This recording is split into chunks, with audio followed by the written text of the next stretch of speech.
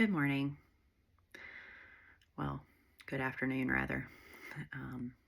I am back with another message for you, and I would like to set my intentions for this reading, that only the messages for your highest good and best timeline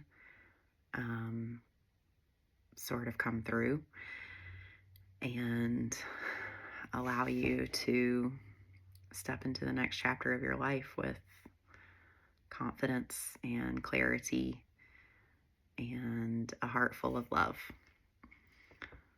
So now that I am finished with the smudge,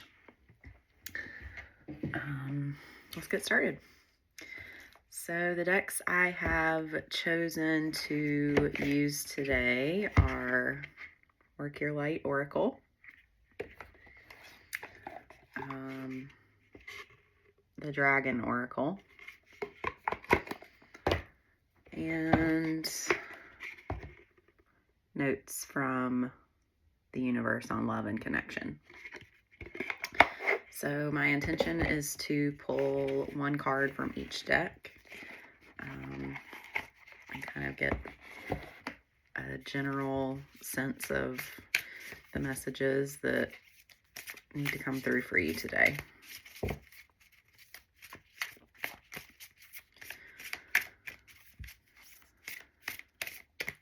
So this is a new to me deck.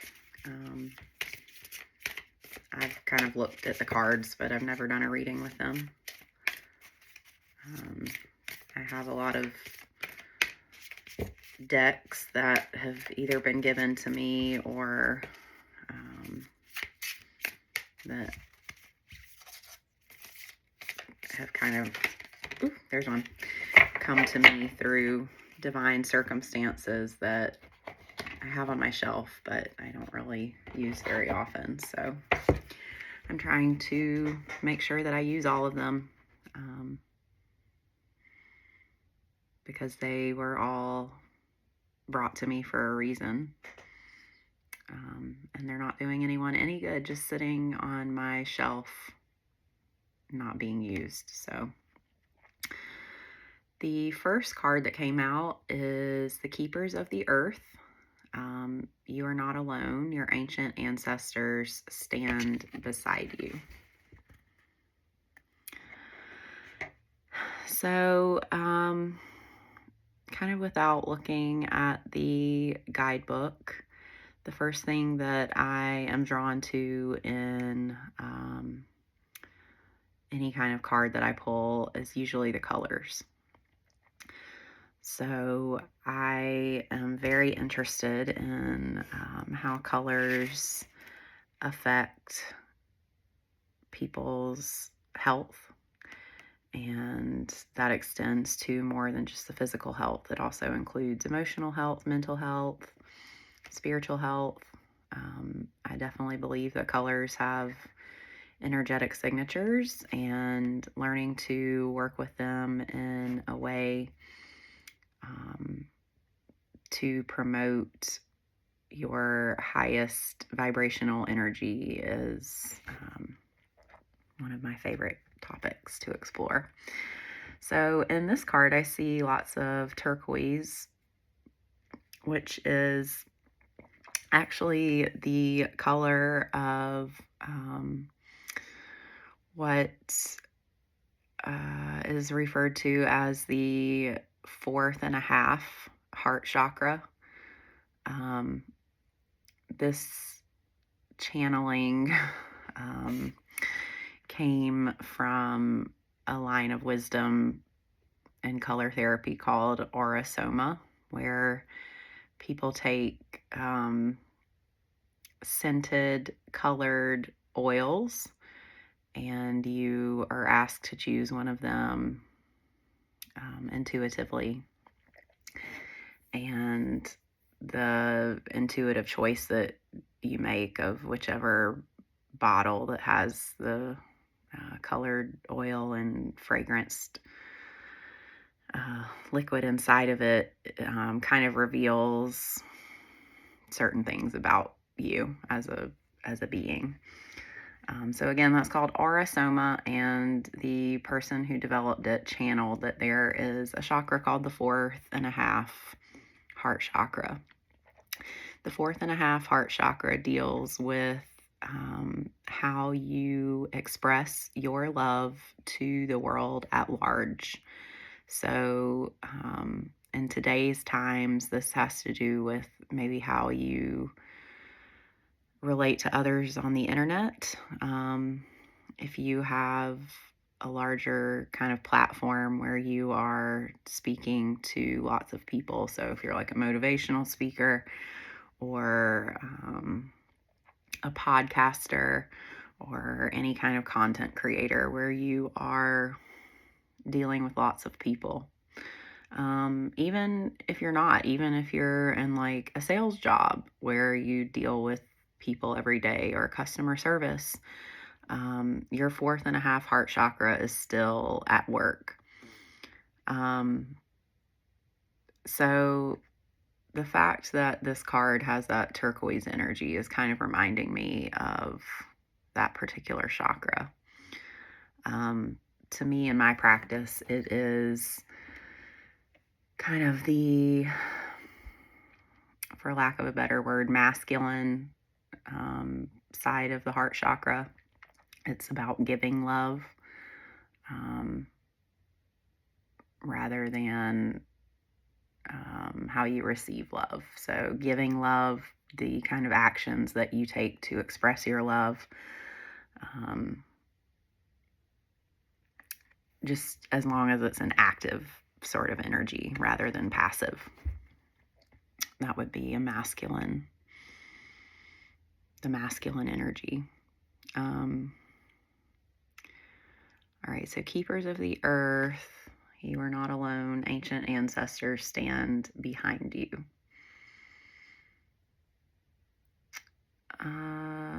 Okay, so this does have some purple in it as well.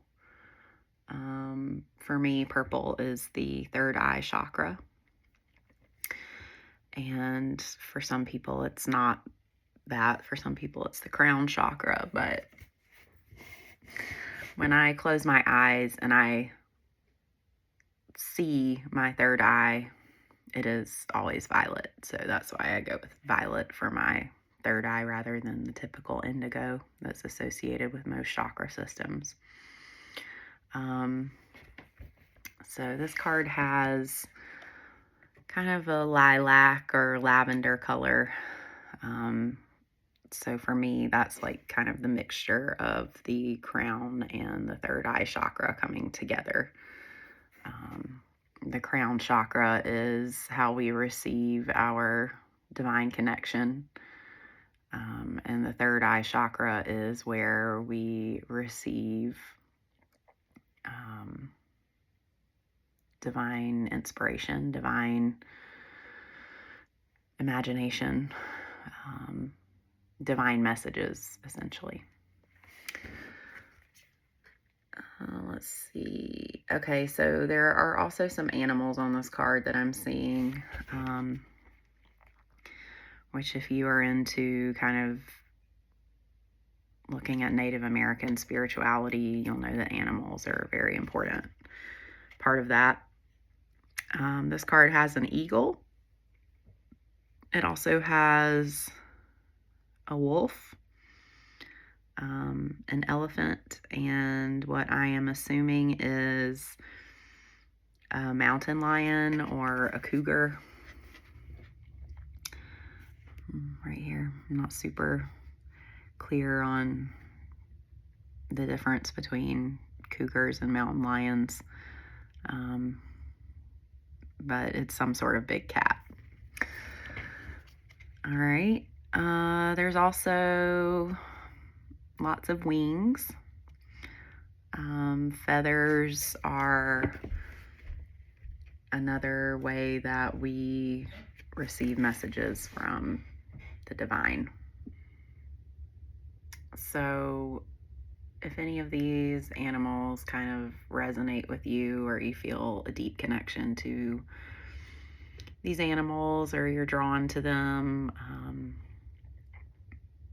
then that is usually a sign that you should explore the spiritual significance of the particular animal, because they have their own messages that they are trying to send you. Okay, I was talking about the wings, and how feathers are another form of messages from the divine. Actually, there are always messages all around you, from kind of your spirit team, if you want to call it that.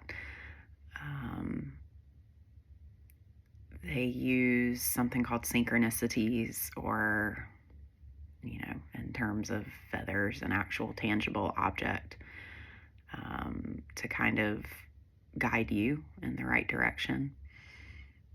If you don't look up the meanings of the particular messages that spirit is leaving you, then if nothing else, you can just see it as a confirmation of magic. The magic that kind of exists all around us and holds the universe together. And you're a part of that. You are also magic. You are made of magic. So it's fun when you kind of start attaching meaning to the little random synchronicities that, well, they seem random, but when you start looking into them, you'll find that they're actually not random at all. They're very wise in their information that they are trying to deliver to you.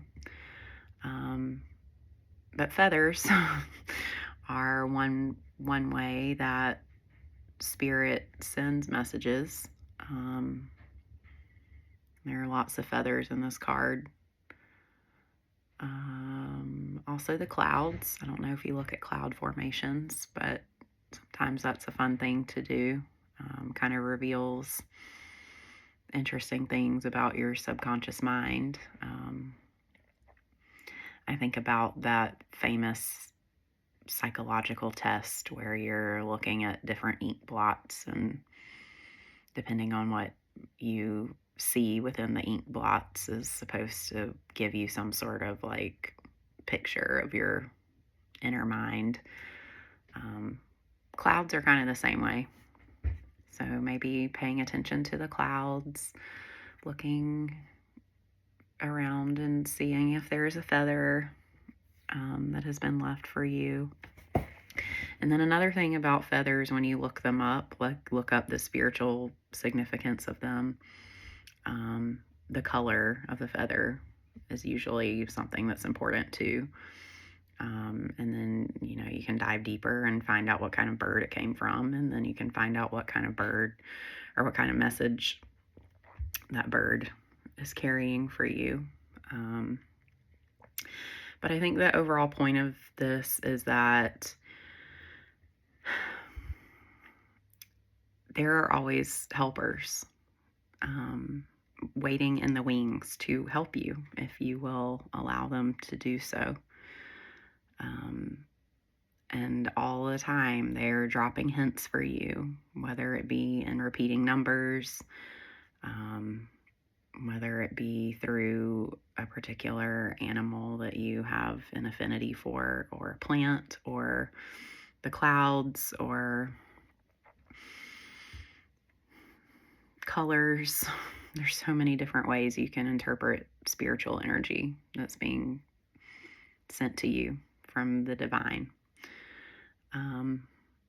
So I'm going to kind of read the guidebook, see what message comes through about this card from the guidebook, as sort of a reassurance. All right, so you are so supported. You do not stand alone. You have a magnificent team of helpers, both in this world and of the earth, who are here to help you every step of the way. Call upon them for assistance, and they are here to help.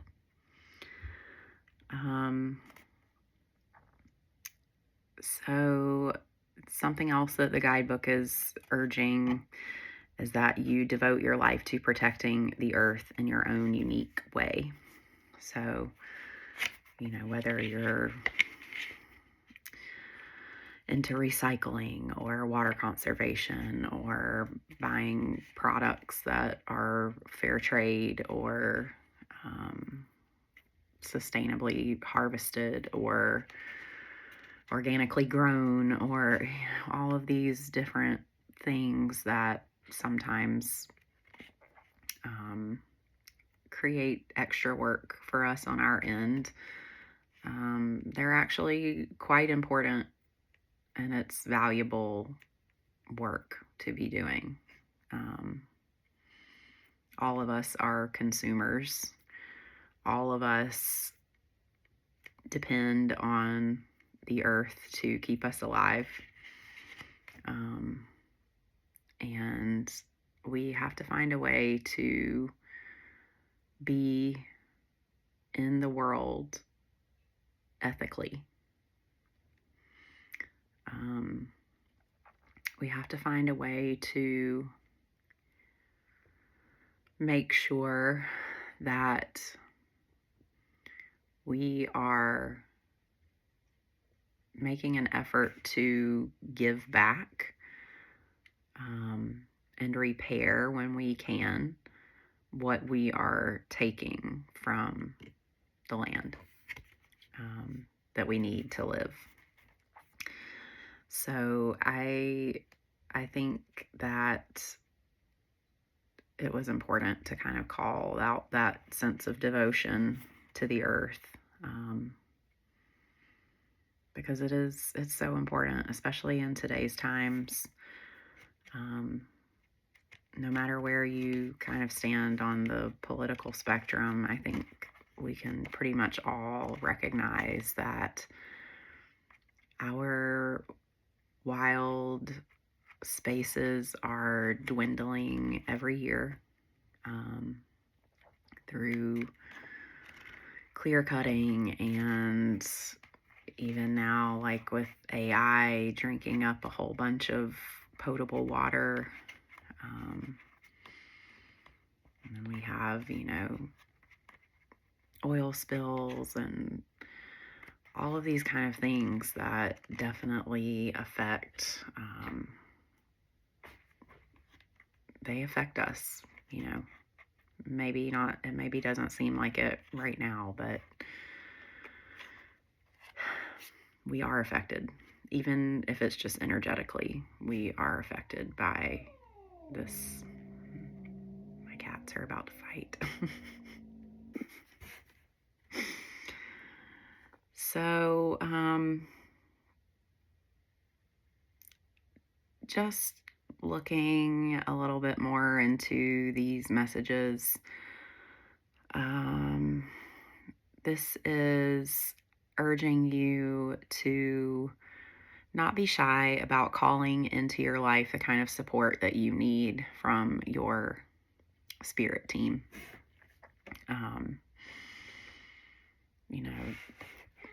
Most religions, I would dare say, have a form of prayer where you can petition your higher power to help you.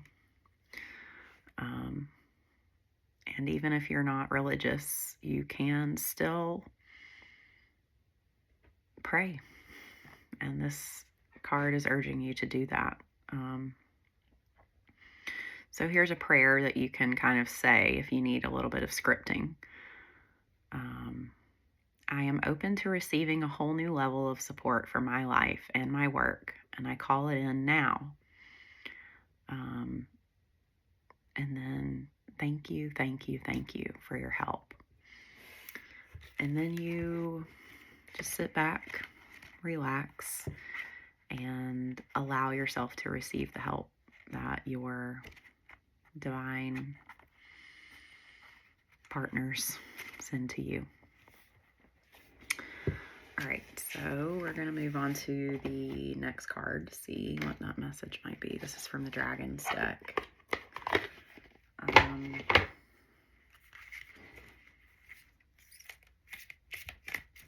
I enjoy having the thoughts that dragons and fairies and unicorns and mermaids and all kinds of little mythical beings are real.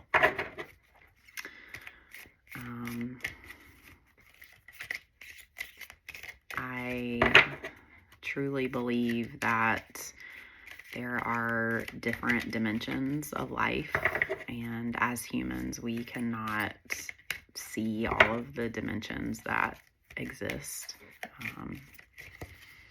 unless, of course, we spend time developing our powers of sight. And when I say powers of sight, I'm referring to our powers of third eye sight that allows us to kind of see into these different dimensions where things like dragons and fairies and whatnot really are there. But even if you don't necessarily believe that they're real, that's okay. They do have messages, just like animals and plants and clouds and the things that we were talking about earlier.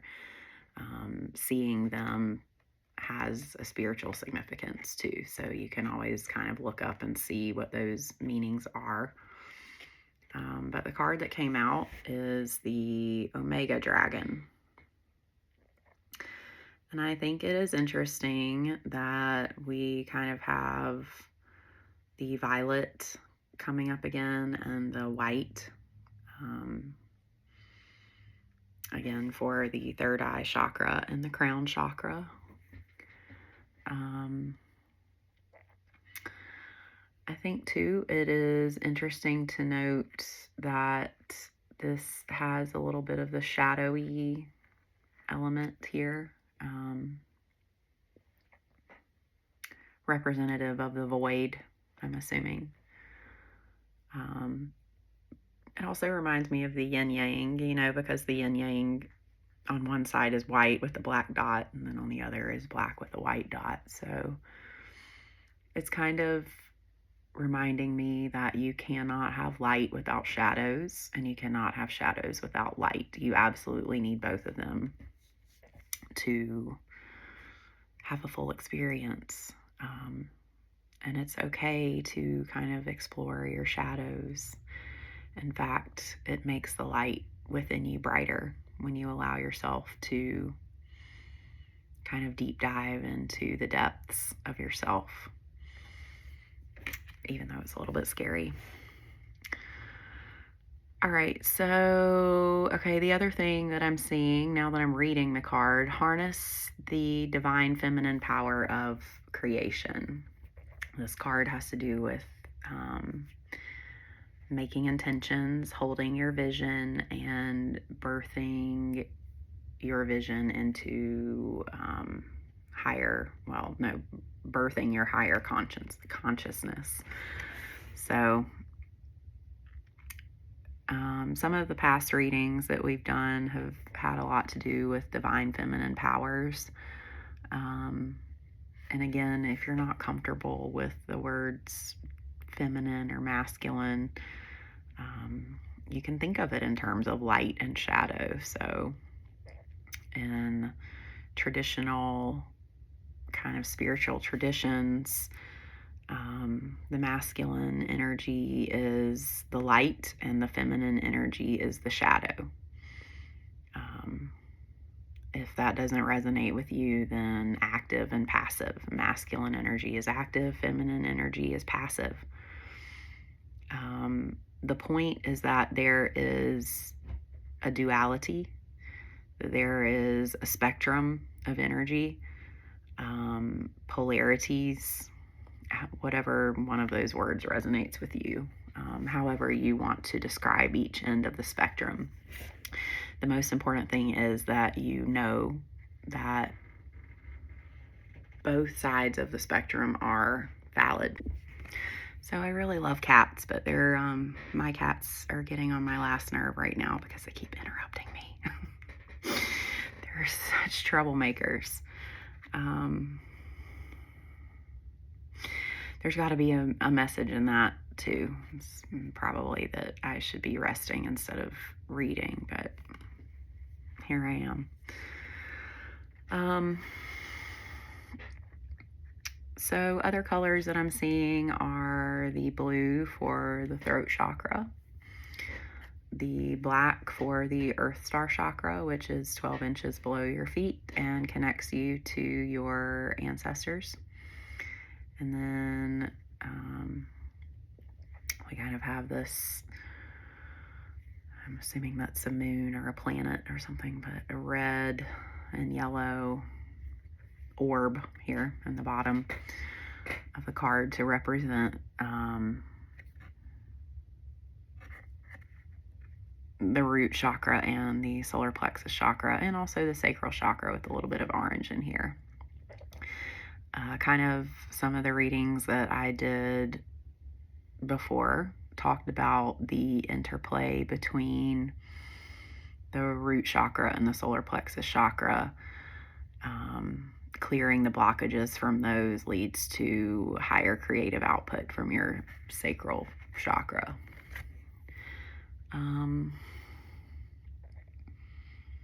So just kind of how these colors relate to your feminine energy.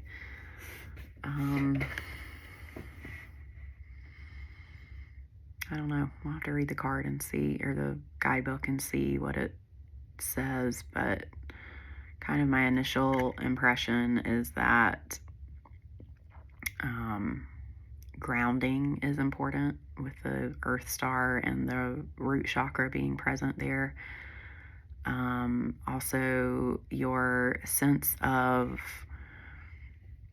connection with the third eye and crown chakra colors being present here. And then your sense of self-expression with the blue and the orange for throat and sacral chakra. Those are kind of themes to protect your feminine or shadow or passive, flowing, chaotic energy. That's just as important as your masculine, active, doing, light energy. So yeah, let's see what the guidebook has to say about the Omega Dragon. So I do know from like previous biblical knowledge that the Omega is kind of like the end. So maybe if you want to think about the masculine and feminine energies being the Alpha and Omega, if that's more of your kind of speed, you can do that as well. All right, so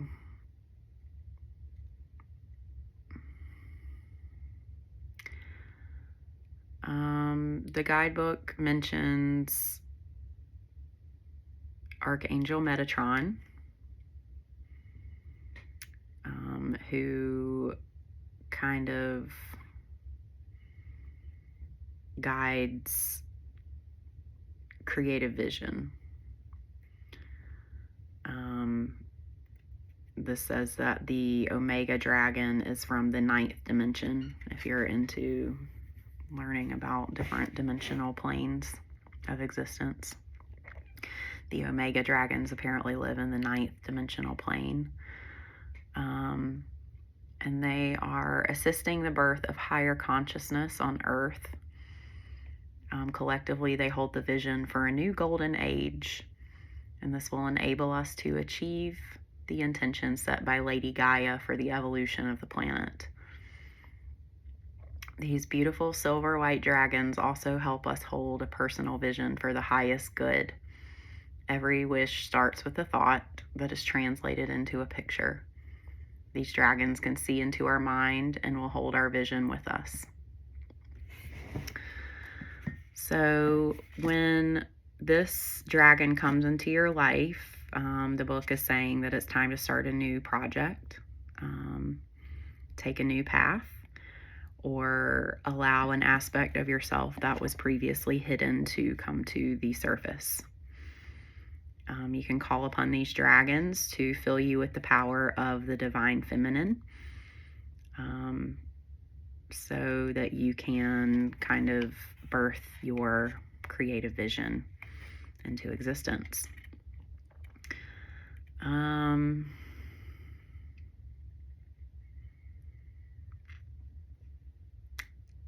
Okay, so another thing that this is saying is that in your prayer, you can give the dragon, the Omega dragon, permission to merge with your energy, so that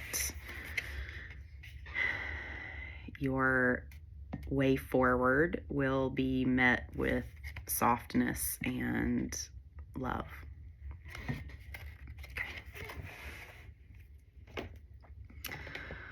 All right, so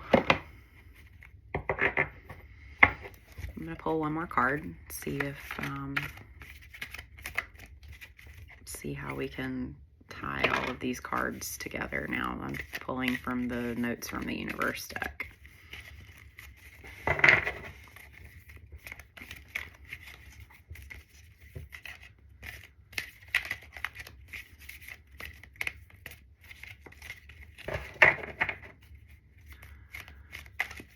So as I'm shuffling, I am kind of hearing my own ego say things like, this reading is scattered, your energy is not focused, you have a headache, which means your channel is blocked. And then I hear my higher self sort of saying, it's okay. It doesn't have to be perfect. The important thing is that you are trying to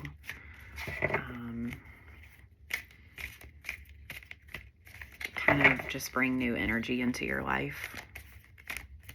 And not every time that you want to explore that new energy has to be like show-stopping and amazing.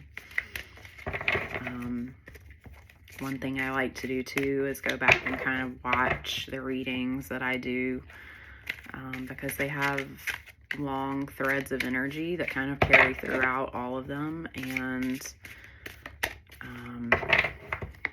usually following that thread of energy kind of leads to some interesting new discoveries about oneself. So even if the reading isn't perfect, there's still some sort of message in here that future me needs to hear. So I'm going to trust that that is the case. All right, so these cards are two-sided, and there's no guidebook with this deck, so I'm going to read both sides. I'm going to start with the side that came out first. No two flowers are the same, yet all are beautiful in their own way. And immediately I'm seeing this red and yellow and orange energy that came up in last week's readings several times. Again, to me, that represents the interplay of the root chakra, which is your chakra that keeps you grounded and feeling safe and stable. And then the solar plexus chakra, which has the yellow energy, that's about your willpower, and how you take action and achieve things that you set out to do. And then the orange is the sacral chakra for your creativity. So in the readings last week, we were talking about how the red and yellow have to play together to make the orange. You have to have a clear root chakra and a clear solar plexus chakra so that your sacral chakra can give energy. All of our chakras give and receive energy. So we want to make sure that our orange chakra especially is giving the best kind of energy, because that is where we get our sort of ingenuity from, where our ability to form creative solutions to problems comes from. And if you're an artist, it's where your kind of creativity is born in your sacral chakra. If you're a female, then that's the area of your womb. So you are literally birthing things, whether that is an actual human being or just, a creative project. Keeping that space clear energetically is absolutely vital, so that you can walk your path as a creative being. Okay, so the back of the card says, comparisons are odious because they presume all other things are equal, which is never the case between me and you, the universe. So, there's a famous little saying, comparison is the thief of joy, which I am guilty of doing right this second, because mentally I'm comparing myself to other channelers and tarot readers who seem to be able to get their words out more in a more like clear and flowing sort of way. But they have their own sacred contributions that they're making, and my readings don't have to be exactly like theirs. I can explore themes and topics that kind of intrigue me, because I trust that my messages will reach the people who need to hear them. So yeah, that's kind of what's going on the inside of my brain, if you care to know. But yeah, this is no two flowers are the same, yet all are beautiful in their own way. All right, so to recap the cards, Keepers of the Earth, the Omega Dragon, and this card about not comparing yourself to others. So right off the bat, there's so much divine feminine energy in this reading, which seems to be a continuing theme from last week's readings. As women, we have a bad habit of comparing ourselves to others. Our society teaches us to do that, because, we always want to be the most beautiful woman, or we want to be perceived as the most beautiful woman. We want to be perceived as the woman who has it all together. We want to be perceived as the woman who has it all. We want to be perceived as the best mother, the best friend, the best whatever. But we spend so much valuable time in this space of comparison, and it's not serving us. In fact, it's taking away from what we came here to do when we spend too much time in this state of comparison. It's keeping us from being divinely connected to our ancestors. It's keeping us from being divinely connected to our spirit guides. It's keeping us from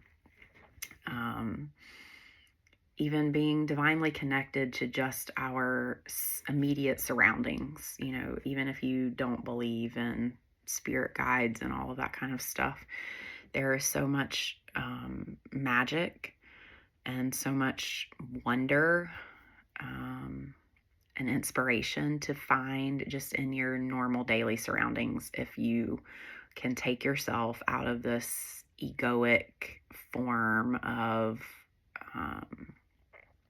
kind of comparative thoughts to other people. If you spend your time in that headspace, then you are missing all of the things that are in your daily surroundings that are meant to uplift you and inspire you and carry you forward on a more meaningful path. I'm also hearing, about protecting your whimsy. So I've been seeing this post come up on my social media where the most important thing for a woman to do is protect her whimsy. Because her productivity is more enhanced when we allow ourselves to be whimsical. That's kind of, for me, where this dragon card is coming in, talking about protecting your whimsy, protecting your childlike beliefs, because children intuitively know that magic still exists, and they are still reverent about the fact that magic exists. And even though children might not speak it all of the time, they are usually having deeply profound spiritual experiences that we as adults sometimes don't have because we have severed our connection to the divine in favor of connecting with, the world, in favor of connecting with our electronic devices or with, work projects or things that are very not childlike. And this is not to say that, you can, as an adult, you just can abandon all responsibilities and live in this state of childlike wonder all the time. That's not what this is about. But it's important to reclaim some of those moments when you can, to allow yourself to be whimsical, allow yourself to be connected to divinity, allow yourself to see a feather and,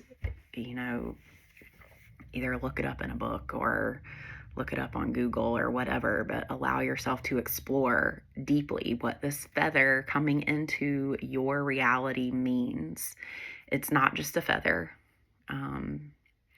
Because finding a feather is probably rare for most people. So if you find a feather, it is a moment where the divine is inviting you to connect deeper to not only your higher self, but also to the wider world. So yeah, if you find a feather, take a moment to look up the spiritual significance of that feather. Take a moment to look up the spiritual significance of the bird who gave that feather to you. And then take some time to explore how the keywords that come up in those searches kind of align with the experiences that you're having. And this is just one way that you can get into your whimsy. For me, whimsy is not like something that's frivolous. It's something that's like mandatory for me. I have to protect my whimsy. I have to allow myself to be in a state of receiving fun, magical wonderment. Like it's a requirement for me. I cannot live a life without that. because it's very much how I feel connected to something larger than myself. And also in the kind of daily work that I do, it's a requirement of my job um, as an artist. So I hope that you will allow yourself to also have those moments of wonderment, because they truly are vital for making sure that you are walking your highest path.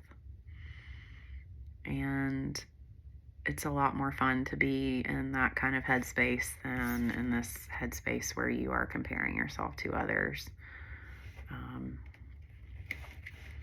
Because really, there's no one else on earth like you. No one else can be you, and you can't be anyone else. So why even waste your time trying to be? It just doesn't serve you. What serves you is living in your own unique authenticity. There is a gift for not only yourself, but also everyone else in contact with you. When you allow your uniqueness to be the guide, when you allow your qualities that make you who you are shine, that's truly where beautiful and magical things happen. So I hope that if you have been struggling to feel a sense of wonder about anything, I know the energy in the world is really heavy right now, and it's hard to kind of feel connected. It's hard to even want to feel connected. But we need it. We need to be connected so that we can get back to making the world a place that we are proud to live in. Not only for ourselves, but also for future generations. And if you will just allow spirit to enter your life through whimsical ways, whether that's seeing an eagle or finding a feather or feeling inexplicably drawn to a certain flower. Those moments are important. It's important to stop and honor them, because it's restoring something that's deeply important to our species, which is connection. So I hope that you will find a way to feel more connected to spirit today. And I hope you have a great day. Thank you.